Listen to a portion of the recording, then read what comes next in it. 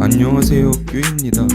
이번 시간에는 얼마 전 또 무력을 못 참고 새로 입양해온 제가 소유하고 있는 모든 바이크 중 유일무이하게 매뉴얼 바이크이자 가장 노령 바이크이며 차체 길이가 제일 큰 녀석인 대림의 올드 바이크 마그마 125에 대해 간단한 리뷰를 하고자 영상을 올리게 되었습니다. 그럼 지금부터 함께 가보시죠. 일단 제가 지금 타고 있는 바이크인 대림 마그마 125는 대림이 혼다와 기술 제휴를 맺고 있던 1990년도 중후반 시절에 기획하여 만든 125cc 배기량을 가진 중형 아메리칸 크루저 스타일의 바이크입니다. 여타 아메리칸 바이크처럼 클러치가 있는 소위 자동차에서는 스틱차라고 불리는 매뉴얼 바이크이며 상시 치압식 습식 클러치를 내장한 5단 리턴 방식의 수동 변속기를 탑재하고 있는 모델로 1997년도에 처음 출시되었다가 대림이 혼다와 기술 제휴 라이센스 기간이 끝나는 1998년 말기에 단종이 되어버린 그야말로 생산 기간이 단 2년밖에 되지 않은 그런 비운의 바이크라고 할 수 있지만, 그럼에도 불구하고 그 2년이라는 짧은 기간 동안 판매량이 그 당시 국내 바이크에 한 획을 그었던 일명 폭주족들의 바이크라고 불리는 VF125에 버금갈 만큼이나 압도적으로 많이 팔린 모델입니다.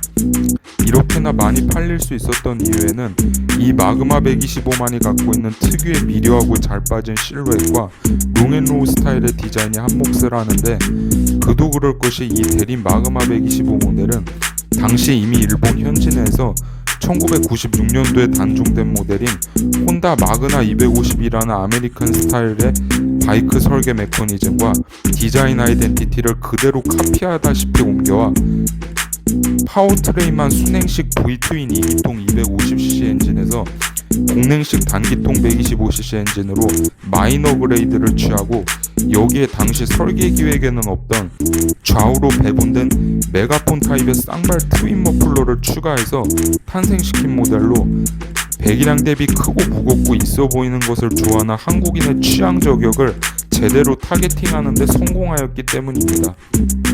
덕분에 2년이라는 극도로 짧은 생산기간임에도 불구하고 판매량이 워낙 데이트를 친 모델이라 단종된 지 무려 22년이 지난 지금도 공도에서 아주 드물게 멀쩡하게 돌아다니고 있는 이 마그마 125 모델을 볼 수 있으며, 우리에게 VF125 기반으로 탄생된 대림 혼다의 걸작 엔진인 125cc 공냉 단기통 엔진의 내구성이 얼마나 위대한지 다시 한번 상기시켜주는 계기를 바라는 모델이기도 합니다.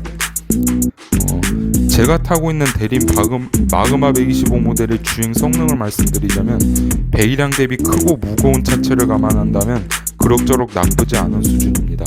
5단 탑기어 기준 항속 주행 시 약 115km/h의 최고 속력을 보여주며, 특히 마그마 125만의 킬링 포인트이자 단연 독보적이라고 할 수 있는 요소인 바람구멍이 하나도 뚫려있지 않은 통짜배기 레코드판 DC 타입의 다이캐스팅 리어 밀러 휠과 좌우로 배분된 쌍발 트윈 머플러로 인해 저배기량임에도 불구하고 차체 무게의 중심이 마치 구형 포르쉐 911 모델처럼 뒤쪽에 쏠리게 만든 데다가 휠베이스가 125cc 바이크들을 통틀어 거의 가장 길어 불안정한 포트홀이나 불규칙한 노면을 만나더라도 차체 흔들림이 매우 적어서 직진 주행 안정성에서는 동급 최강이라는 어마어마한 장점을 보유하고 있습니다. 그만큼 정말 낮고 긴 실루엣에 잘 빠진 유려한 디자인과 직진 주행 안정성, 그리고 승차감에서만큼은 정말 나무랄 데가 눈꼽만큼도 없는 거의 완벽한 모습을 보여주는 개인적으로 정말 만족하면서 타고 있는 바이크입니다. 그러나 단점이 없는 것은 아닙니다. 저배기량임에도 불구하고 롱앤로우 스타일로 차체 길이를 최대한 길게 늘려서 설계를 하다 보니 동력을 전달하는 소기어와 대기어의 거리가 매우 멀어져 주기적인 체인홀 급유와 체인 장력 조절을 게을리할 시에 소기어와 대기어의 스프로켓 이빨이 조기마모되는 현상이 있으며, 가뜩이나 바이크 차체가 무겁고 그것도 하중이 뒤쪽으로 실리게 만들어 이것 또한 대기어와 소기어의 마모도를 가속화시키는 데 일조한다고 볼 수 있습니다.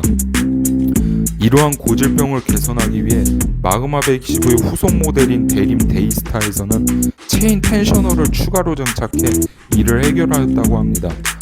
또한 고속주행 시 언더스티어 현상이 조금 강하게 나타나는 것도 이 바이크의 단점이라고 할 수 있으며, 마지막으로 3단 미션의 내구성이 다소 약한 고질병이 존재해서 확실하게 클러치를 잡지 않고 무리하게 변속을 할 시에 3단 기어의 수명이 단축된다는 치명적인 단점도 존재합니다. 그러나 이러한 단점들이 한국 소비자들의 요구에 부응하지 못했다는 것은 아닙니다. 단 2년이라는 기간 동안 엄청나게 많은 판매고가 이를 입증해주기 때문입니다. 지금도 아주 드물게 공도에서 단종된 지 무려 22년이 지난 올드바이크인 마그마 125를 간혹 볼 수 있으며, 부속 수급도 어느 정도 보장은 돼 있는 터라 그야말로 살아있는 화석이라 불리는 바이크이기도 합니다. 더욱이 중고 시세가 15만원에서 50만원대로 형성되어 있는데, 주머니 사정이 넉넉치 않은데 있어 보이고 크고 무거우며 안정감 있는 승차감 좋고 디자인 멋진 바이크를 찾는 사람들에게는 가성비 킹왕짱으로 아메리칸 스타일 크루저를 맛볼 수 있다는 메리트 면에서는 여전히 심심치 않게 헌팅 대상이 되는 모델이기도 합니다. 저 또한 이러한 면에서 매우 만족하며 타고 있으며, 비록 단종된 지 무려 22년이 넘다 보니 손볼 곳이 몇 군데 있긴 하지만 앞으로 잘 가꿔주면서 이 마그마 125를 잘 타볼 예정입니다. 오늘도 긴 영상 시청해주셔서 감사합니다. 다가오는 주말 즐겁게 보내시기 바랍니다.